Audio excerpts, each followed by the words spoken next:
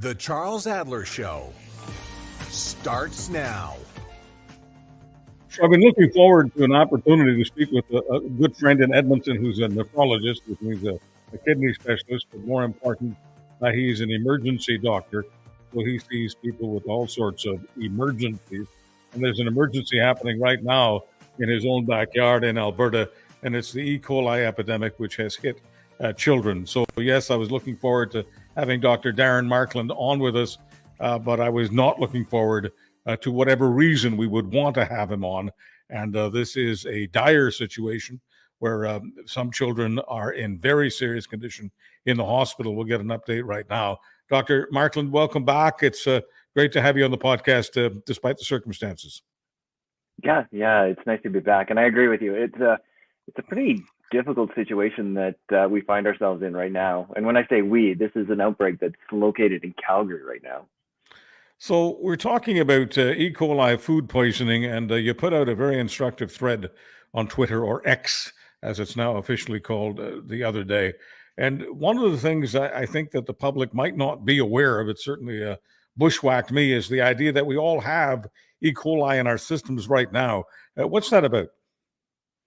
Well, we always live in an environment where we're balancing ourselves between the organisms that we live amongst, right? And you have bacteria on your skin, and you also have a great number of bacteria that are actually helpful bacteria that live inside of your colon and your intestines. E. coli is one of them. And for the most part, it's a pretty innocuous bug. Your body keeps it in the right places.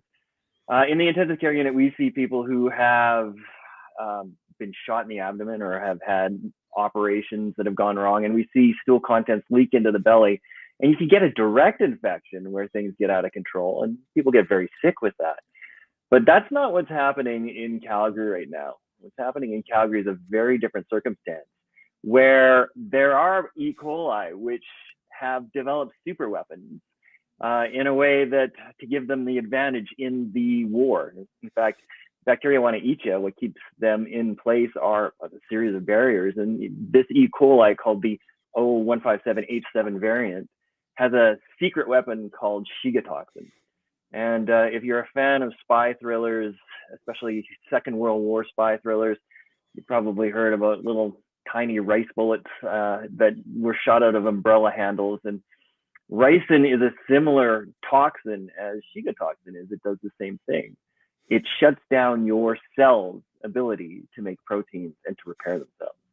And as you know, we're constantly injuring ourselves.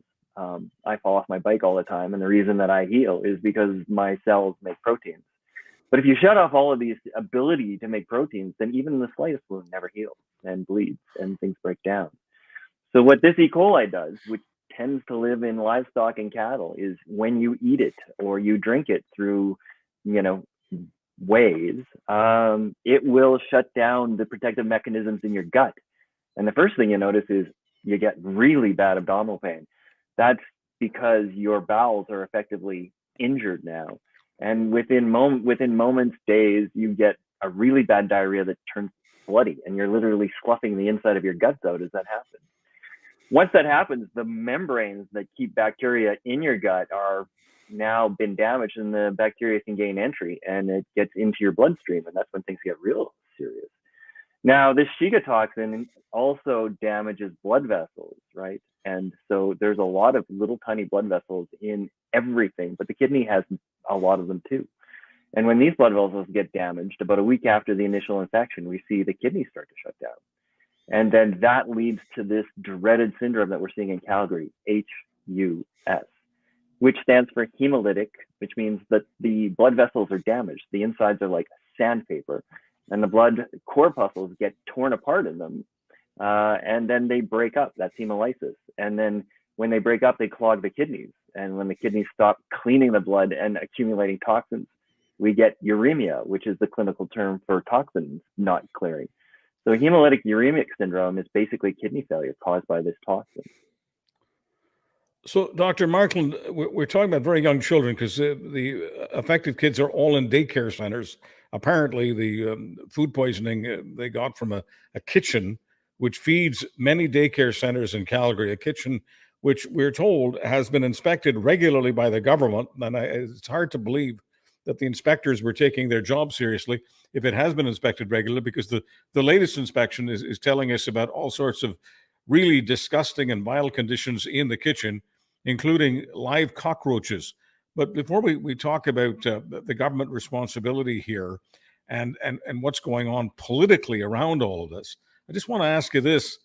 Is a child, a very small child, one who's in daycare, are they more susceptible, are they more vulnerable when it comes to E. coli food poisoning than an adult with a more mature immune system? So we're all vulnerable to this. Everyone can get this. In fact, every time you've quote unquote got the shits, you've probably gotten a little bit of bacterial or viral food poisoning. It's our body always looking after things.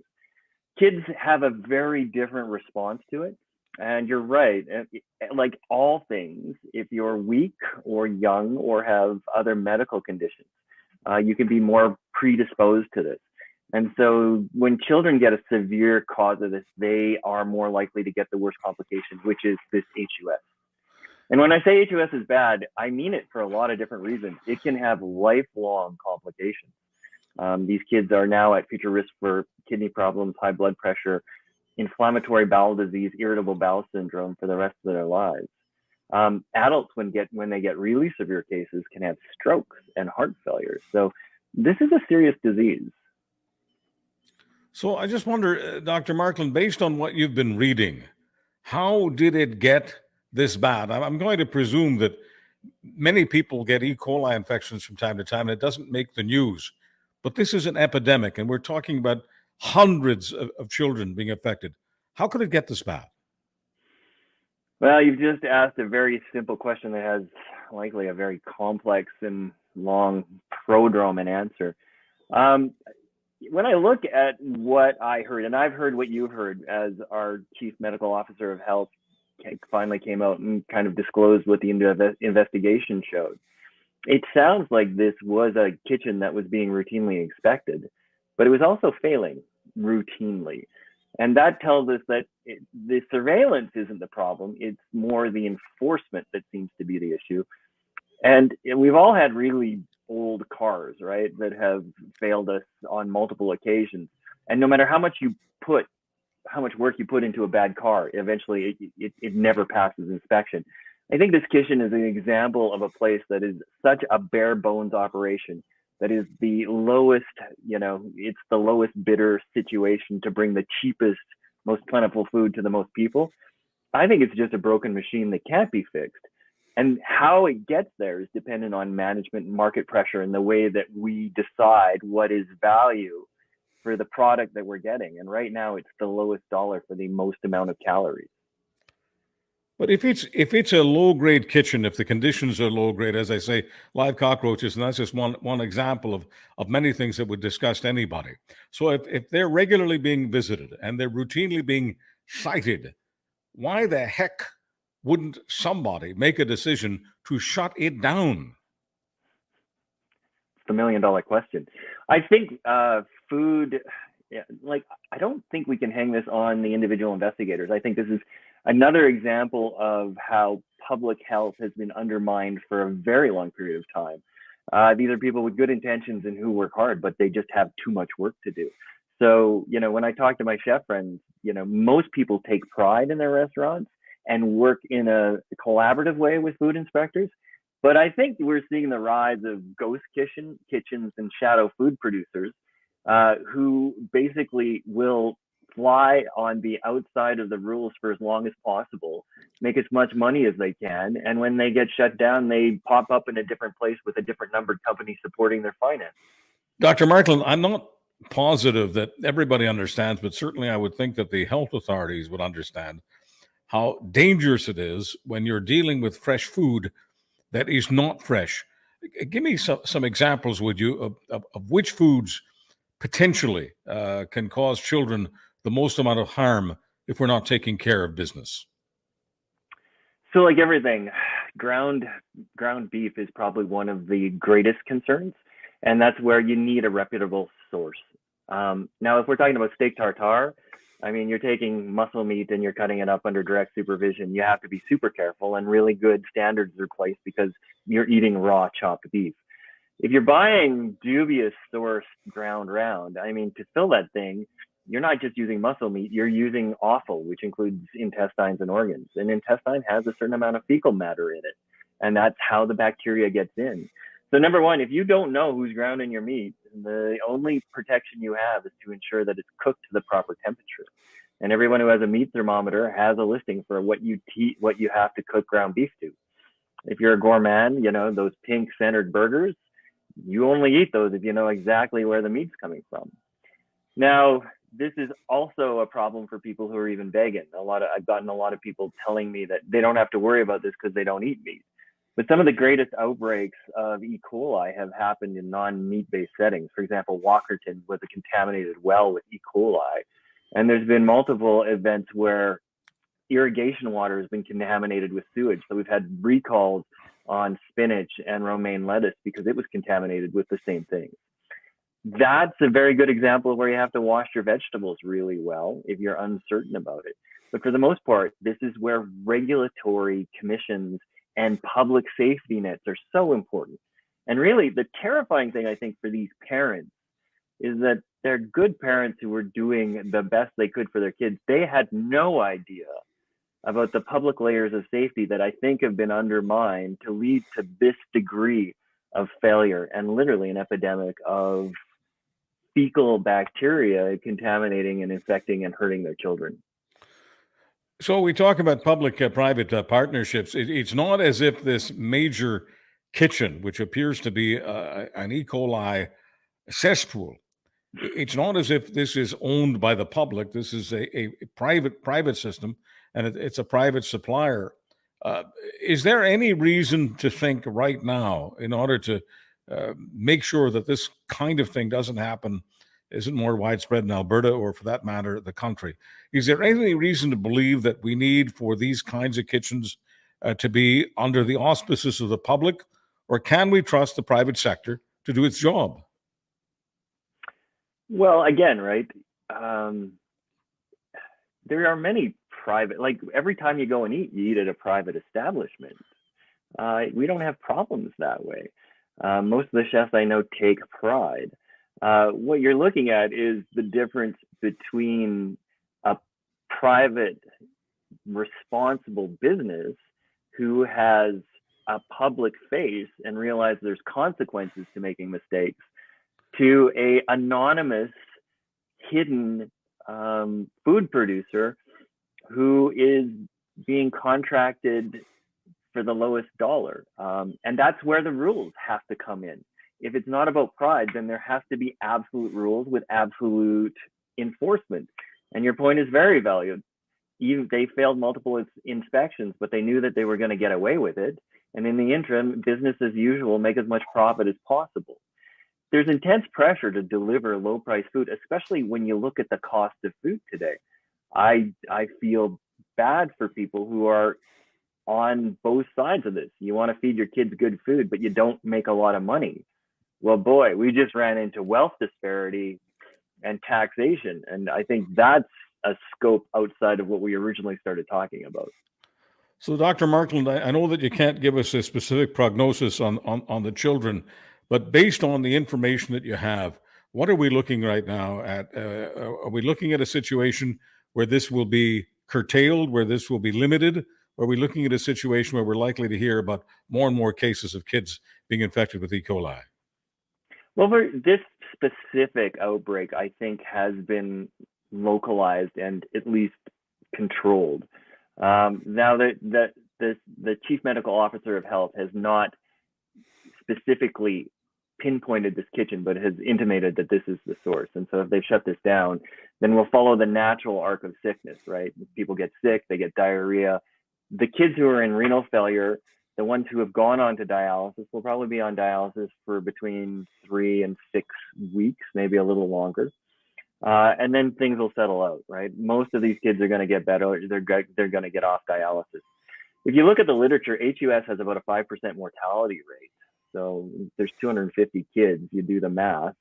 There's a possibility that 1 or 2 are going to die. And I don't mean to be blatant about it, but yeah, we apply these numbers. we can see this happen. In Walkerton, I think 7 people passed away out of 2,000 people being infected. So there are serious consequences to this. The bigger picture is this the canary in the coal mine? Are we just seeing the beginning of the erosion of the public health system so that there's a bunch of wonky kitchens out there doing the exact same thing, and we'll see future ones?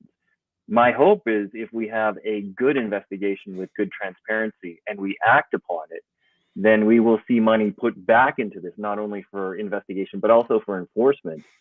And I wouldn't mind a good public flaying of the people who own this restaurant to put a face on the people who are actually practicing dubious business principles.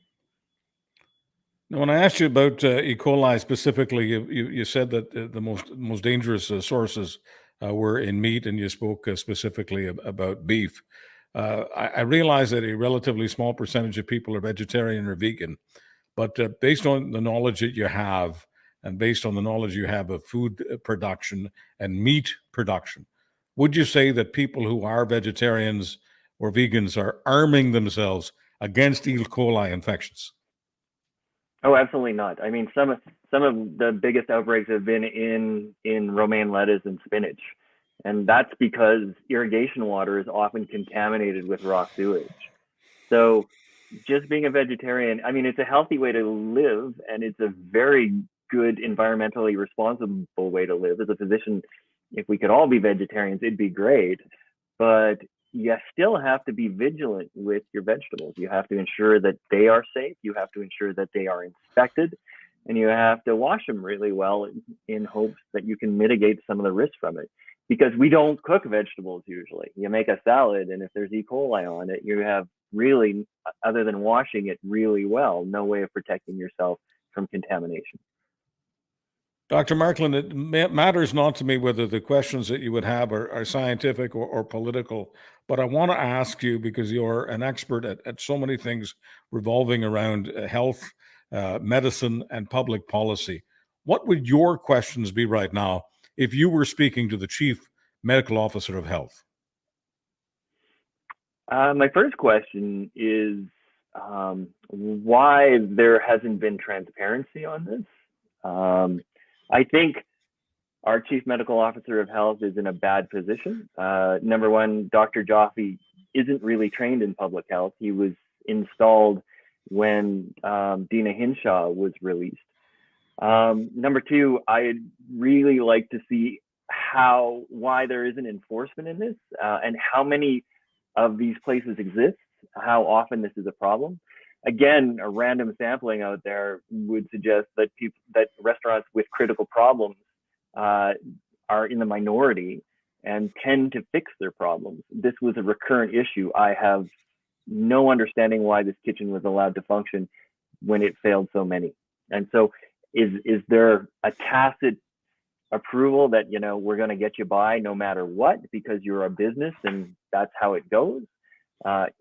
Were there people who were running this business who were friendly to the government? I don't know. I shouldn't even put that out there. But I think transparency is really important. The biggest thing that I think I've seen on social media is the complete, or not complete, but the significant distrust we have in our public health officers right now. And that comes out of the pandemic. That comes out of the interaction and concerns about political interference with our Chief Medical Officer. And so, again, this is an opportunity to, again, throw open the shutters, make this transparent, expose the weaknesses, build the system better, invest some of this quote unquote war room money in things that actually make a difference with respect to people's safety and health. And that for me would be a good utilization of a horrible event. Now, I don't want to get too deep into the political weeds because I want to make sure that we retain as many listeners and viewers as possible around the country and around the world.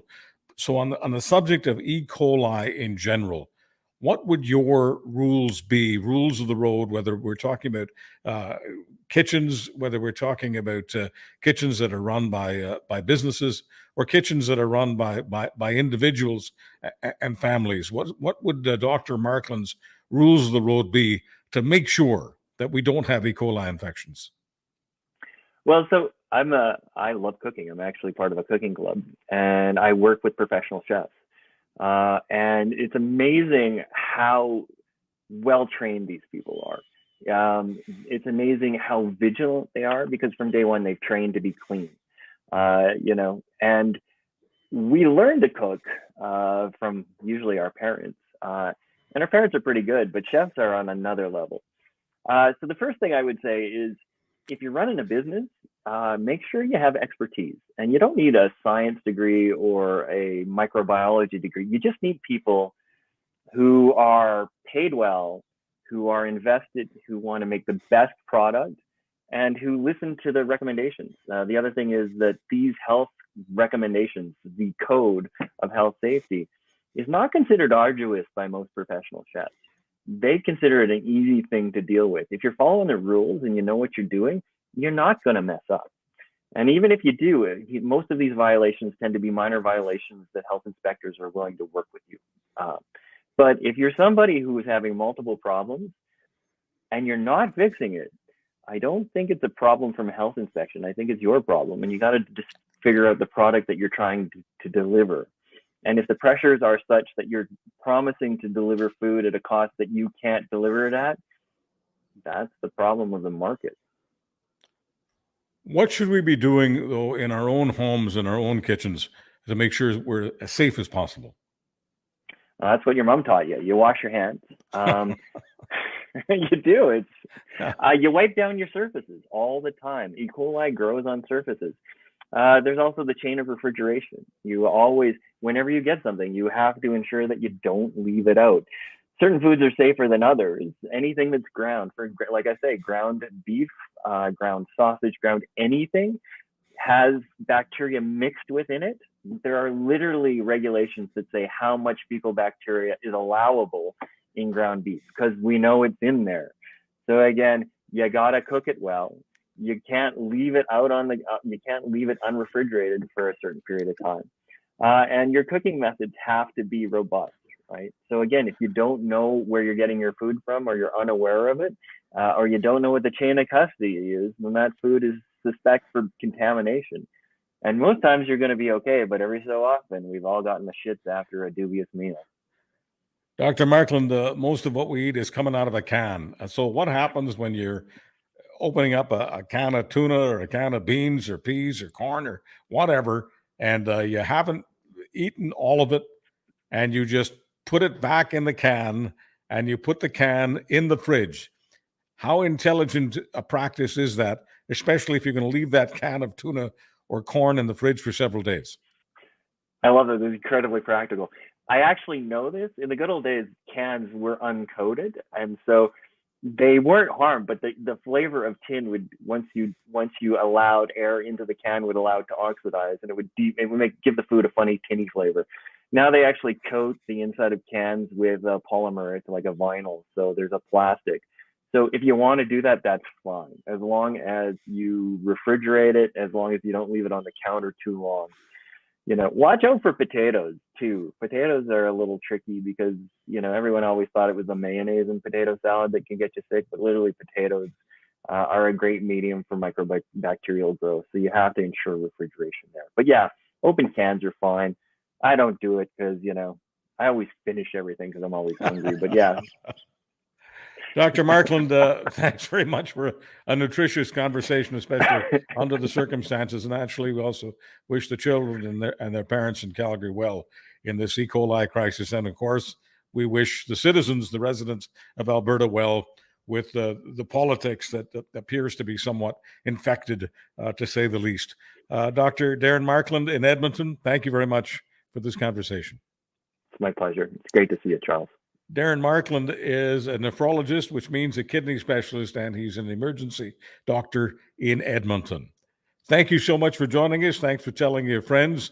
Thanks for subscribing or following the Charles Adler podcast, available on all your podcast platforms. Catch Charles Adler Mondays on Real Talk with Ryan Jesperson, twice a week in the Winnipeg Free Press, and every day at criermedia.co.